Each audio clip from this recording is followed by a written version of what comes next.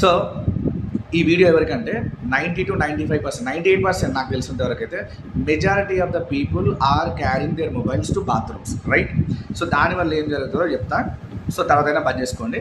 So point number 1, aerosol contamination.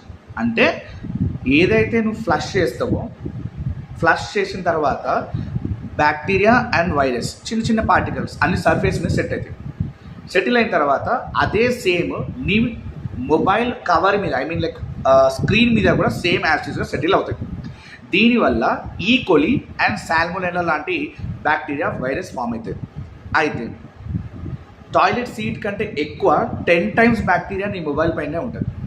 ఒక study ఏం చెప్తుందంటే 17,000 బ్యాక్టీరియల్ జీనీ కాపీస్ నీ మొబైల్ పైన ఉంటాయట. దాన్నే నువ్వు బయట తీసుకొస్తావు, టేబుల్ మీద పెడతావు, బెడ్ మీద పెడతావు, నీ ఫేస్ మీద పెట్టుకుంటావు. అంటే ఆటోమేటిక్గా ఎంత బ్యాక్టీరియా ఫామ్ అవుతుంది, ఎంత బ్యాక్టీరియా స్ప్రెడ్ అవుతుందని నీకే తెలియాలి, రైట్?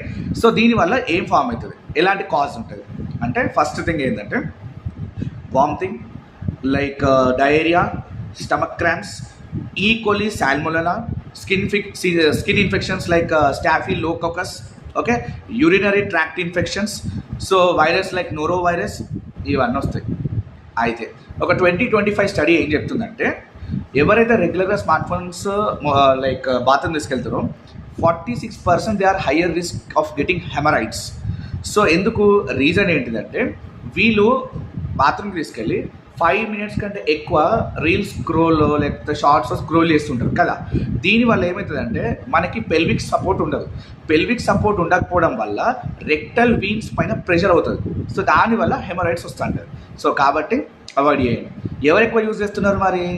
20 ఏజ్ కంటే తక్కువ ఉన్న వాళ్ళు ఆల్మోస్ట్ 98% తీసుకోవుతున్నారట మొబైల్స్.